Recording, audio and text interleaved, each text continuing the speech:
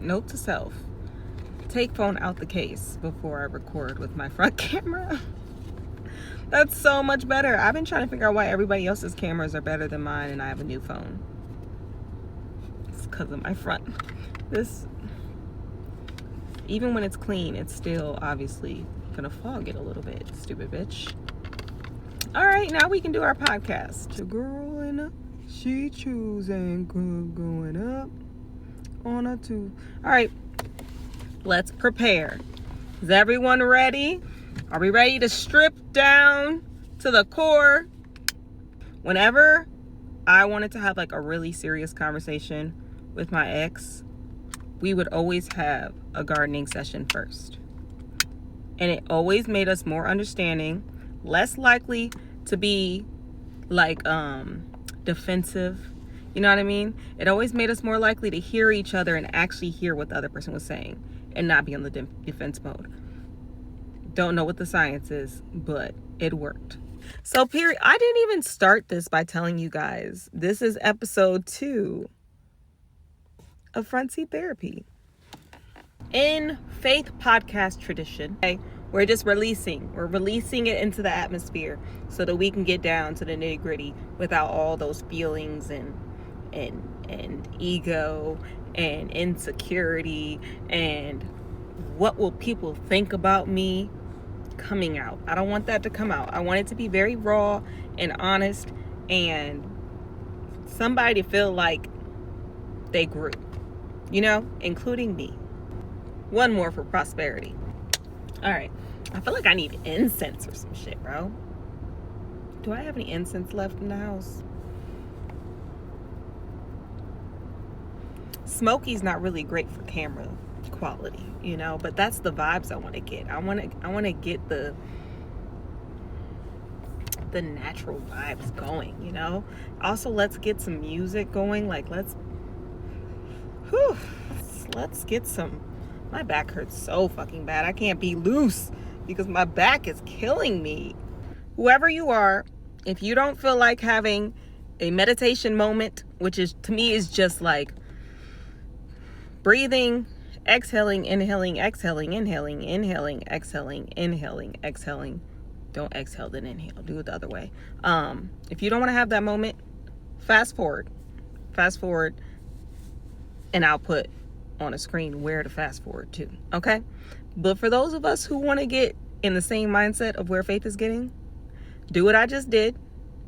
Do your garden, do your whatever you do to center yourself after a long day. Do that while I'm doing what I do.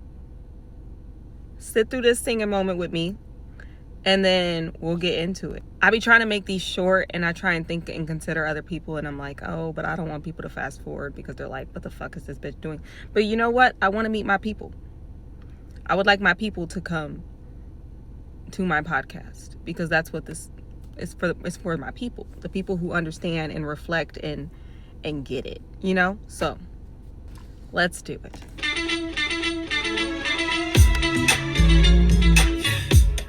That's not it, guys.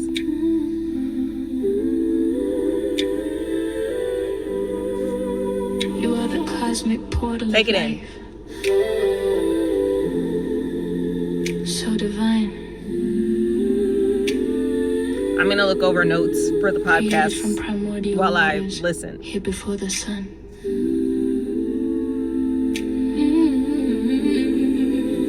Yes, you are. Lift your head, sis. Everything you've been through is less than a fragment of who you truly are. Y'all see why I like the song? Before the stars knew light, you were dancing in the dark. Before the earth had breath, you were the beat of her heart. Warm of the cosmos, keeper of flame. You walk like thunder, whisper your name. Let me remind you who created you. The breath of all existence runs through you. No mirror can hold your whole truth. You're the garden, the root, the bloom too.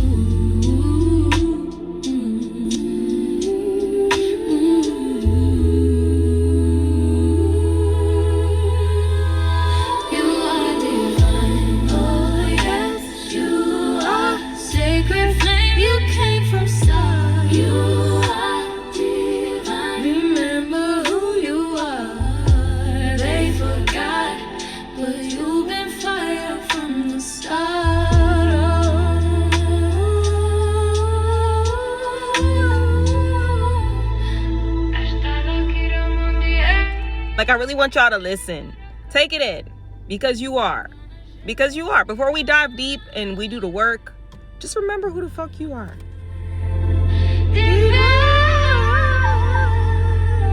Really sit in this verse, okay? We gonna sit in it.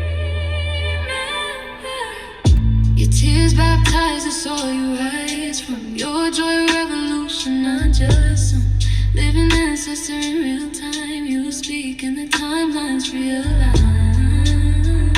Sis, let me tell you something no one ever told you, right?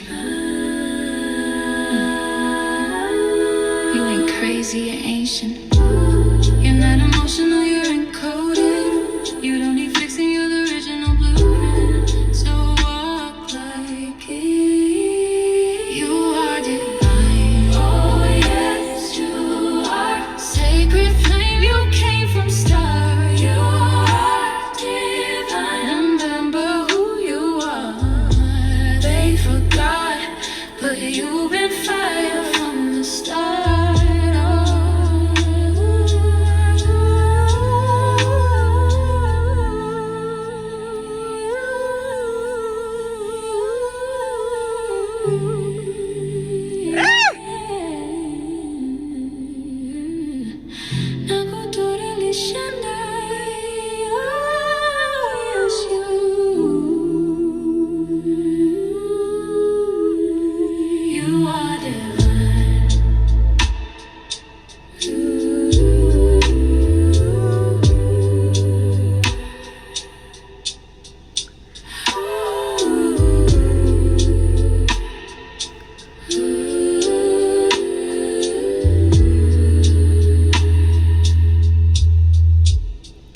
I'm gonna have to find a way to shorten that intro, but I can't pick a part.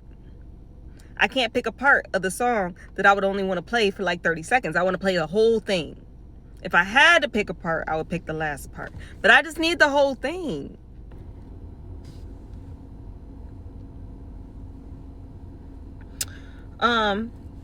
But yeah, I'm trying to find my vibe, guys. It's so hard when you just keep watching all these podcasts and they all have this look to them. And then with me being a therapist in training, it's like I kind of get stuck in that traditional professional type therapist role.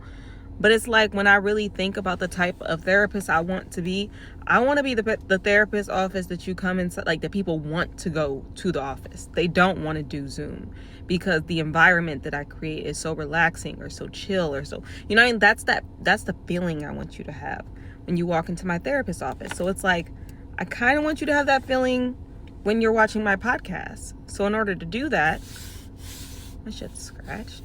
I have to be myself. And I have to give the vibe that I give when I give people advice, the vibe and feeling that people get from my friendship. You know what I mean? Because when I give people honesty, I truly try and give it as delicate as possible. There's some honest things that it's not going to feel delicate, right? The words, the feeling behind the words is going to hurt, but that doesn't mean the words have to hurt. That doesn't mean my tone has to be mean. It can be assertive, but it does not have to be mean. And so that's the vibe. That's the vibes I'm trying to give right now. So we're just gonna, I think that I'll start my podcast, obviously with my theme song, but you can mute me and play what you feel like your theme song is. You know what I mean? Play the song that you feel like hypes and gets you and prepares you to feel what you need to feel and process what you need to process and get you in that right mind. I also have a little drinky drink, but sometimes it'll be a drinky drink. Sometimes it'll be tea. Sometimes it'll be coffee for one of you guys. You know, get whatever beverage you need to feel comfy. The vibe is comfy. If it's one thing I always give, is comfy. Some dude in my comment section on that barbershop post I made was like, sis, I think you might always just be comfy. Like, I don't think this is you bumming it down. And I was like, okay, yes, but no, right? That's my errand look. That's my, I ain't doing shit today. I have nothing to look good for everyday wear. I know how to put that shit on. My nephew taught me that. PTSO. I know how to PTSO. They be having all they little sayings these days, bro. And I be like, Excuse me? But that shit kind of go ham now. It's growing on me. I know how to put that shit on. I don't like PTSO. I like put that shit on. Because I know how to do it when I need to do it. Okay? But for the most part, I be real comfy because that's where I feel safe. I feel safe in my comfort. And if mentally I have to be places I don't want to be, then at the very least, my body can be comfortable. I guess we can dive in. I don't remember. I got to double check what I was going to talk about today because I got the brain. I have the memory of a squirrel.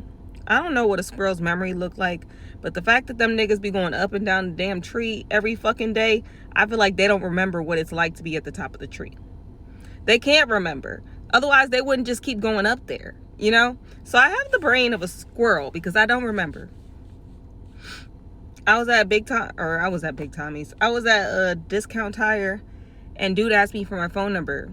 Like the guy who was ringing me in, and he's like, can I get your phone number for, ringing me up? And I was like, yeah, 313. But I was counting my money while he was talking to me, and I just stopped talking. I just kept counting. And when I was done counting, I looked back up and he was like, 313. And I was like, oh shit, I didn't finish that, did I? It's real cracked up here, bro. We done been through some shit. Between the ADHD, the OCD, the anxiety disorder, all of which create memory problems, if you guys didn't know. And then you add in fibromyalgia, which is called fibro fog, messes with your memory.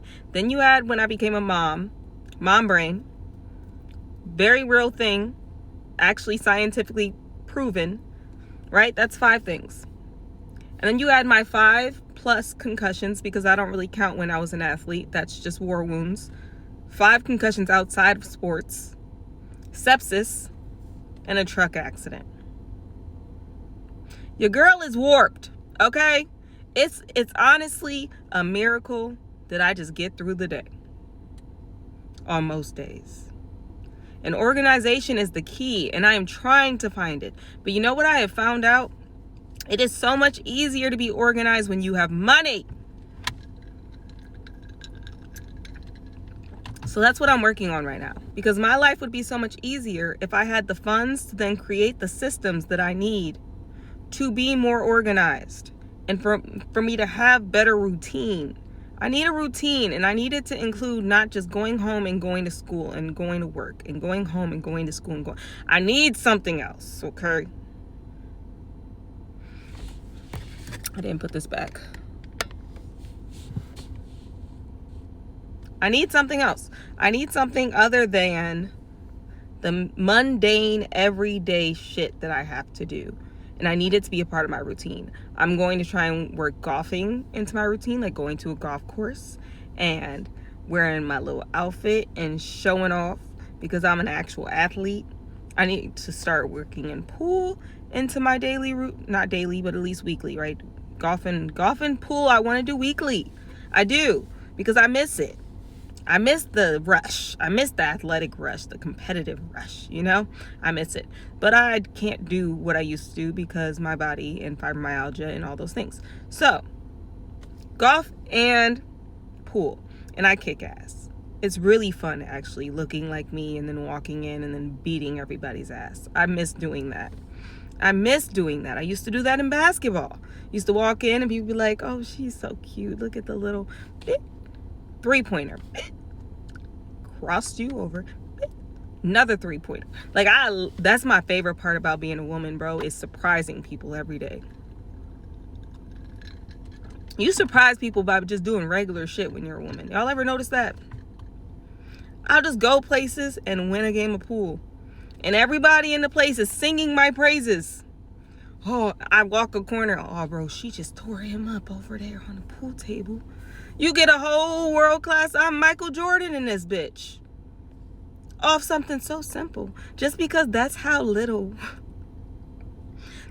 men think of us. People, they're so easily impressed by the most mundane actions of women. And it is so funny to watch. I love doing it.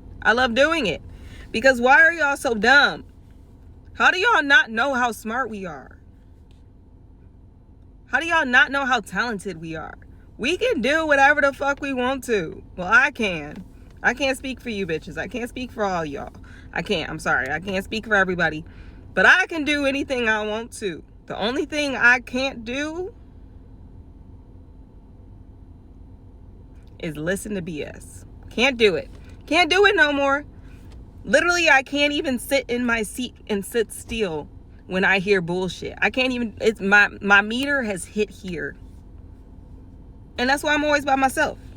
That is why I'm an introvert, because y'all been irritating me with y'all bullshit since I was born. I've been an introvert my whole life because humans irk me. But some of y'all, I like in doses.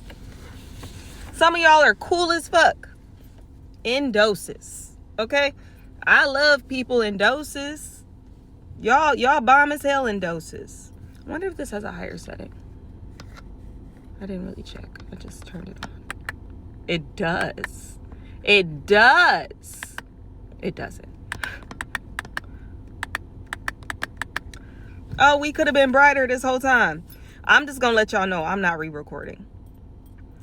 This podcast is going to frequently get brighter and brighter and brighter as I work through the kinks. But by episode 3, 4, hopefully I'll have worked out most of my kinks. Hang in with me, okay? It'll be great when we get there. What are we talking about today? Because I just spent at least 15 minutes talking about not shit. But sometimes that's going to happen on my podcast, y'all. Sometimes I'm just going to rant. And it is what it is. All right, so I started doing some therapy with ChatGPT. Because I am, you know how they say doctors make the worst patients? Therapists and therapists in training, I've met several therapists and they all tell me like, girl, you're going to be something crazy when you finally get your master's. Because period and am, okay? But because of that, I make a really bad patient. Because imagine you're a pediatrician and you have kids. Are you going to take your kids to a pediatrician because they have the regular old code? Your kid gets a cough, runny nose. You're going to handle it at home. And most moms, trained moms will too, probably, more than likely. But if you're a pediatrician and you start feeling a lump somewhere in your kid's throat, then you're like, all right, outside my expertise. I need to take this to somebody else, right? So they can help with that bigger problem. I have had a lot of small issues that I feel like I can work through on my own. And I have, diligently and perfectly. But when I go to a therapist, they want to start there. And I'm like, listen, we already dealt with all that shit. I'm going to tell you where I left off. This is where I left off. This is where I'm stuck. Go. You know? But they want to start at the beginning. And I don't want to pay $250 an hour for the next 8 sessions for you to catch up. I don't. And that's why I make an awful patient. Cool. My shit's about to run out. I'm trying to work y'all up to the juicy stuff, bro. I'm trying to work y'all up to it. Because I feel like you can't understand the juicy stuff if you don't have the background. You know, if you don't understand the mind of the person that went through it. So we're going to talk a little bit more about my upbringing and how that relates to how I view the world. And hopefully you'll learn a lesson or two about viewing the world in a different light. You know? I grew up a mixed black woman. I am very much so a black woman. I identify as a black woman. I am a black woman. On appearance, I am a black woman. At heart, I am a black woman. But I am a mixed black woman. My grandmother is 100% Polish on my mother's side. My grandfather is African American, Native American. My dad's side, African American. I know it's some Native American thrown in there somewhere. And then if you look at my DNA, my sister did a DNA thingy. It's a whole lot of shit in there, okay? But that's just like, that's the basics. As a mixed black woman, half of my family is Polish. At least a quarter. you know, because it's like my grandpa, then my grandma, and then I think all our lives can be kind of cut up into 4 quarters. That's how I kind of see it.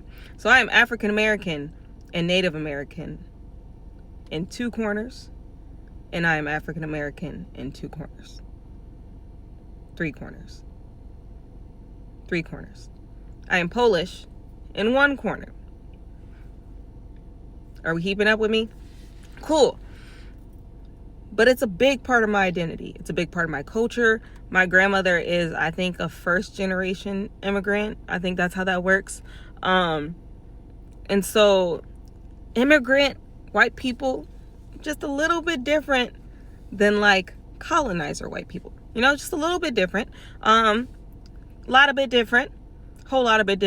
But I'm not going to dive too deep into that today. It's just a different grace that comes from a Caucasian people that went through struggle, that went through a form of slavery, you know, with the Holocaust, and then and being direct descendants of that, right? My grandmother could tell me what that was like, what that whole era was like. So coming from that, and then also coming from a very deep African American background, I grew up in a certain type of humility. And so naturally, I am just a level of humble. Me and both my sister and my brother are a certain level of humble because of the people we grew up around. We grew up around people who are, even in their richness, their poorness, their whatever, they're all humble. All of them. From my Polish grandmother's side to my Black grandmother's side, everybody has a level of humility to them. So that's, I just walk with that daily, you know, and that's something that I would never trade for anything, because the ego on some of you motherfuckers is crazy and not earned at all.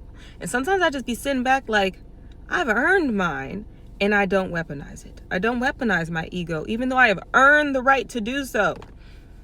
I am still humble. I don't brag, and I should brag more than I should.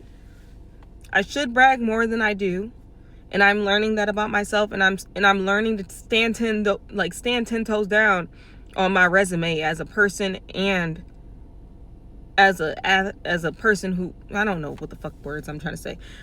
I stand 10 toes down on my resume as a human being and as an adult. I done earned both titles, okay? I'm still humble because that's what I was brought up in. And a lot of times when people aren't humble, you can trace that back to somewhere, you know? So there's that aspect of it. As a mixed race woman,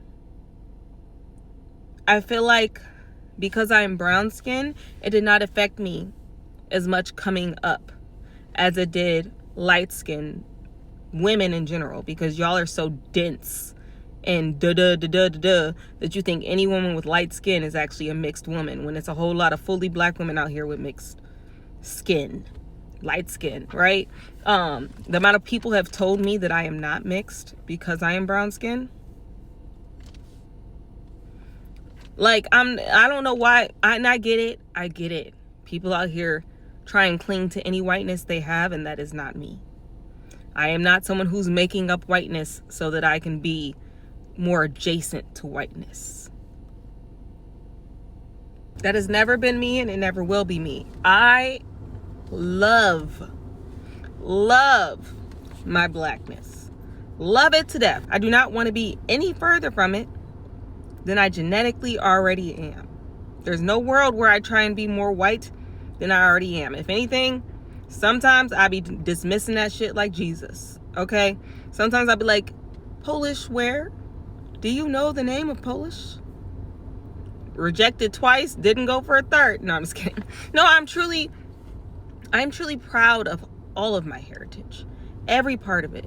My grandmother, my Grandma Joan, was the absolute best human being that I have ever known. And it is why I crashed so deeply when she died. It's why I went down such a rabbit hole that it affected the next 15 years of my life. Because she was a human angel. She was not perfect. She had an attitude for days, but she was a human angel. R.I.P. R.I.H. That's the only person I can say that about confidently.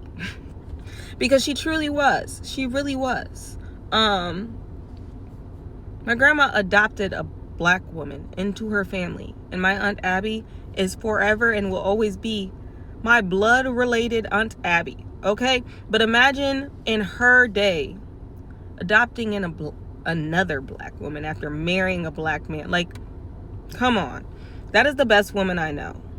So in a world full of raggedy ass colonizers, I know that it truly is the heart of a person and not their skin color.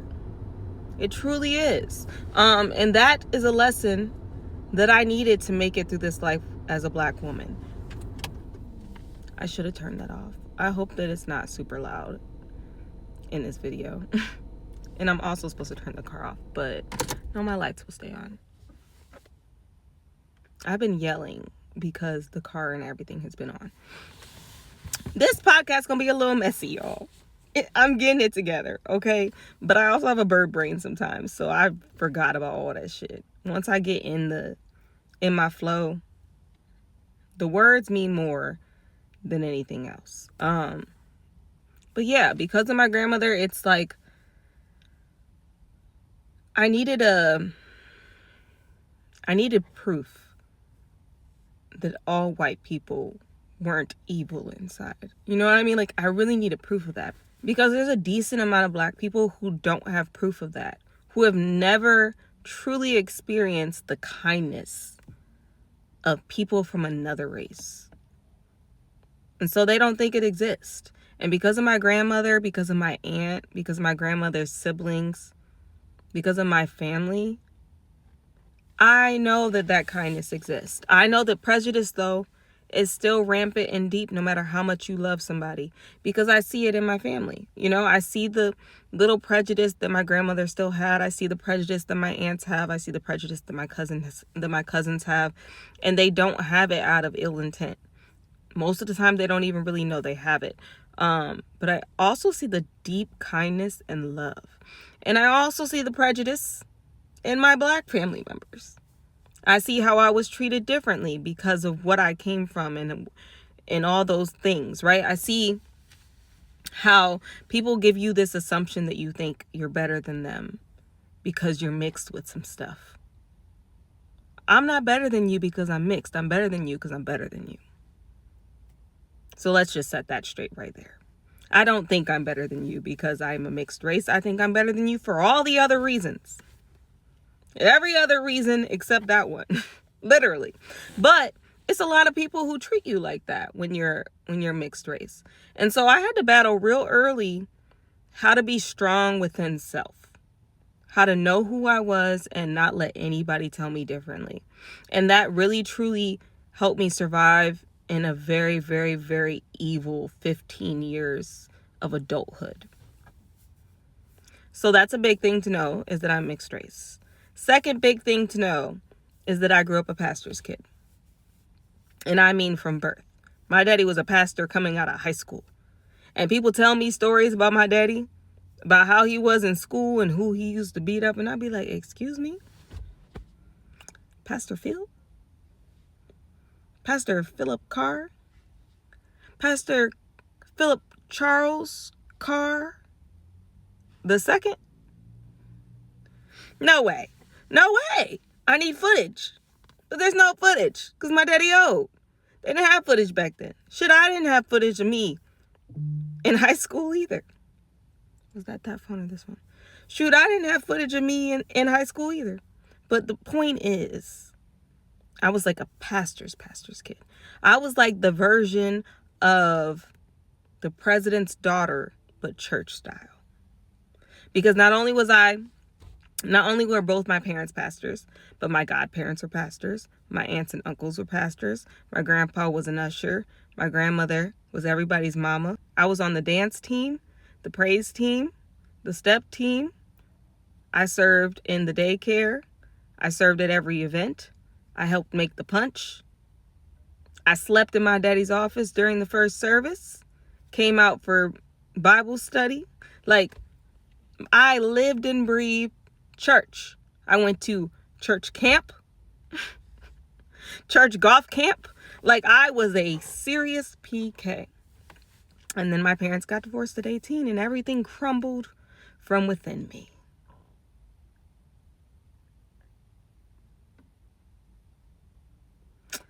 And my grandmother died at the same time. My parents' marriage, poof. My grandmother, poof. My two biggest identities, the things that truly made me who I was built to be at that moment, gone. And instead of having a family that could usher me into adulthood and teach me the right way and teach me about credit and teach me about saving and teach me all these different, no, my parents were suffering and they were surviving and they were figuring out a life where them as pastors have now become divorced and their support system has disappeared, and anybody who ever supported us because we were their children disappeared. I married a man that I met when I was 16 who was 6 years older than me, and then pretty much just my life went sideways from there. And before then, I was raped. In college, I was raped after I lost my grandmother because I was drinking myself into the pits of despair. And I was passed out in a community room, and men decided that that was the time to come in and have their way. So that's pretty much the start of how we got here. That's the start. But most of my childhood was honestly pretty great. I did grow up with a bipolar mother. She did not know she was bipolar until until I was an adult, really. I had PJ by then, by the time she figured out she was, but that came with a lot. Growing up with a mother who is bipolar, who doesn't know she's bipolar, it's already hard enough just coming up with a mother who's bipolar. Add on top of it that she doesn't understand why she's not regulated, so we've all decided that's just who you are. That's just how you act. The woman who cried wolf, the dramatic one. You know what I mean? You get labeled as dramatic when people don't know you're bipolar because you don't make sense. So you have to be dramatic because there's no other explanation for your actions. And there was a lot of trauma that came with that I have obviously forgiven my mother for because you didn't know, but still you can't get rid of the trauma. You know what I mean? The trauma still exists. The consequences still exist, even if the understanding is there. So working through that has been something that I've been working through recently because I've been so busy dealing with the rape and the divorce and the domestic violence relationship that I haven't had time to heal the things that happened at the start of my adulthood. So now I'm kind of circling back to that. Now that I've healed from the big stuff, I'm now healing from the root cause of all those big things, I guess. So that's pretty cool to kind of think about and break down. But let me see. Another big thing about me is that I was an athlete, like a serious one. I was a basketball star. Very much so. I was recruited by Michigan State, University of Michigan, North Carolina. Those are my top 3 that I was recruited by that I'm very proud of. But then I got fibromyalgia. When I was 17, I got fibromyalgia. And I knew it because I stopped wanting to go to my AAU practices because I was in so much pain after them. And I used to love going. I hated going to practices because I was always in a certain level of pain because obviously the fibro started kicking in well before I was diagnosed with it. But so I hated basketball practices because if anybody has been in varsity level basketball practices, that shit is hell. It is so much running. It's suicides and ladders and this and that, but it's for the right reason. So I really already didn't like going, but I just started making up excuses not to go play basketball. So obviously red flags to my parents because I lived and breathed basketball. So eventually I was diagnosed with fibromyalgia And I still tried to push through. Regional game, I had the fucking flu and my body broke down on me. And I think I scored maybe 4 points that game. Like, it was awful. I literally could not breathe. I threw up 3 times in the locker room. And that's the last game of basketball competitively that I played in high school. Heartbreaking. So if I have one regret in life, it's that I ended my high school career like that. Then went to college, didn't go for basketball because of my body, but I ended up trying out for a team anyways because I couldn't stay away from it. And halfway through the season, my body shut down on me and I had to quit. So I pretty much took that as a sign. All right, bitch, well, our basketball career is over. It is what it is. Moving on. And I basically moved on into trying to build a family. And I did so with a man who I met when I was 16.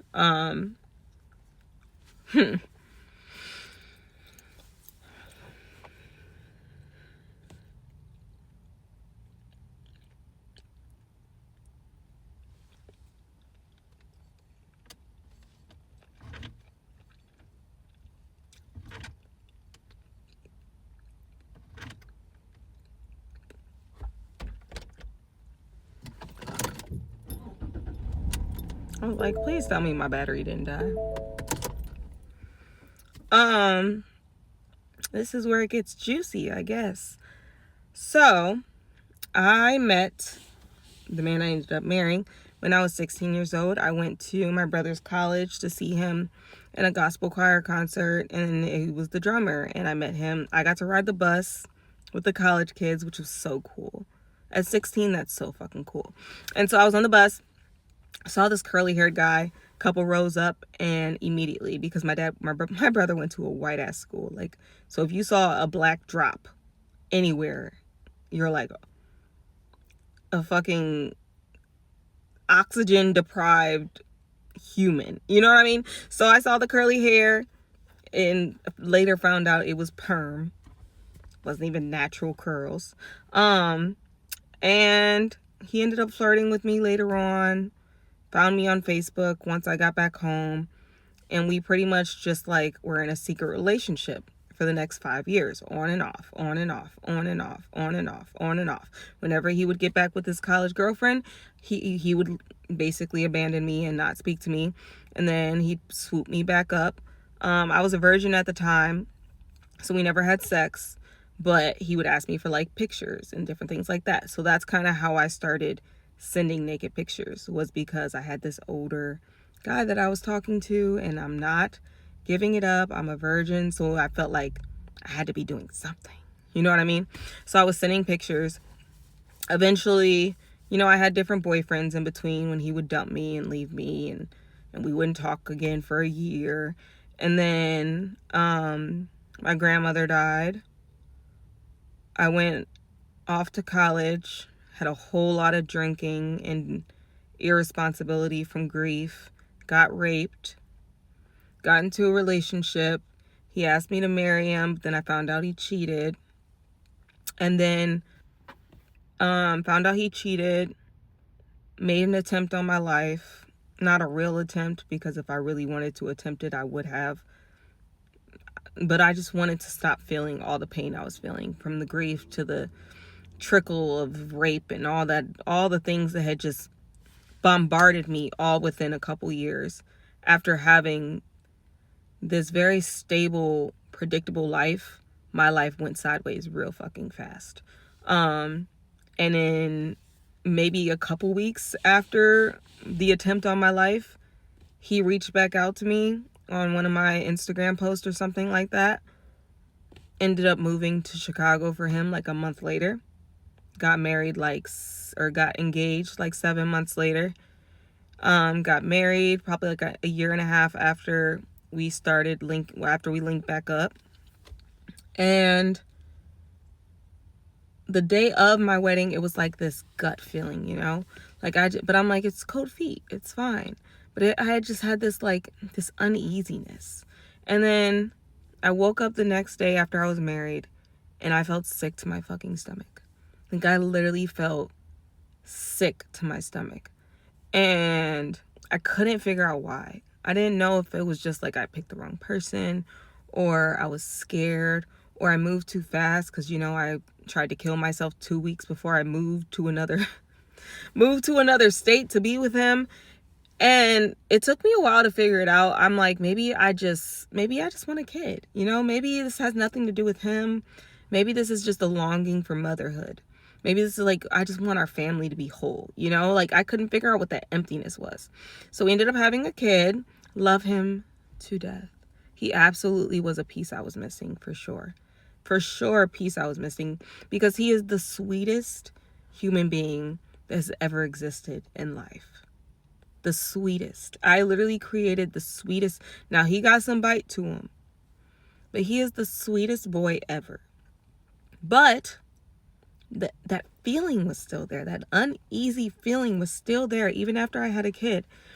And eventually I traced it back to the fact that I was a 16-year-old girl who met a man 6 years older than me, who had no business being around me, who had no business asking me for naked pictures of myself, who had no business doing any of those things. And that was why I felt sick to my stomach, because I was quite literally married. Won't say the words. And so then I started planning. I started taking on extra jobs, got myself a bank account, started putting money to the side, which honestly wasn't that hard because he couldn't keep a job to save his life. Quite literally would not. He quit his job before we even got married. Said he was just tired of being there and just quit. No backup, no nothing. So I always stayed with the job. I was jobless for maybe like 6 months when my first was born because I was taking care of him. But I quickly got back to work because I couldn't rely or trust or feel safe financially. So I was already working. So it was very easy to just put stuff to the side in a new bank account. But in the meanwhile, we were doing counseling because I truly wanted to believe that it was anything but what it was. I wanted to believe that it was any feeling other than the feeling that I was having. So we went to like 3 different therapists and counselors, and they all said the same thing. You don't want to be married. You don't want to be a husband. You don't want this woman. You wanted to be married. You wanted to be a husband, but you did not want to be a husband to this woman.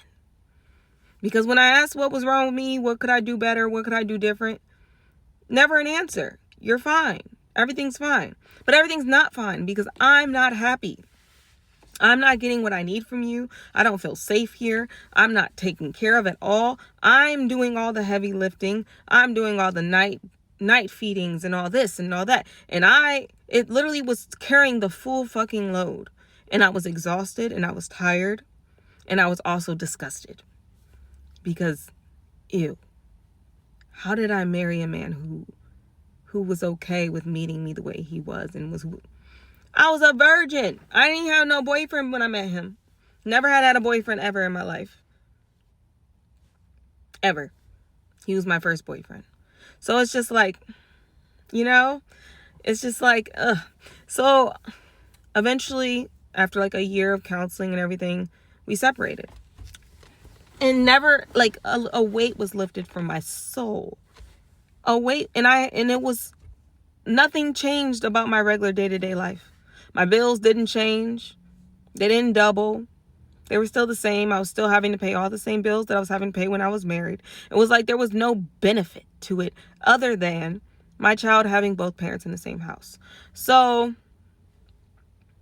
I was happier. But then, custody battle. I won't go super deep into that because I don't need me to have legal problems. But just know a whole lot of lying and a whole lot of sneaking and a whole lot of unchristian behavior happened for the next 6 years. And it wasn't on my side. A whole lot of keeping people from the people who birthed them happened for the next 6 years. A whole lot of playing victim and painting the picture like you weren't stealing from your job, or you weren't doing this, or you weren't selling this, or you weren't... Whole lot of pretend happened for the next 6 years. And yet somehow I still have learned to trust people. Somehow I still give people the benefit of the doubt. Somehow I still provide grace. Somehow I still see the best side of people. And I truly believe that that's because my grandmother was who my grandmother was. Because she loved me so good that I understand that people who didn't receive that kind of love maybe just don't see the world as pretty as I see it. You know what I mean? Maybe I see the world for what it is. It's an ugly, ugly place. But there are glitters of hope in there. You know, there's glitters of nice people and kind people and people who are truly just hurting but could be kind people. And so that's what made me who I am today in a nutshell. Whole lot of extra trauma in there, but that's where we'll start, I guess. That's where we'll start. This has been an amazing episode. Very surface level still. I wanted to get kind of into like being a mixed woman and how that paints my view in dating black men who have never really dated mixed women. But maybe we'll get into that next podcast. I didn't even start this by telling you guys this is episode 2 of Front Seat Therapy. And now this is the end of episode 2, Front Seat Therapy. Catch y'all later.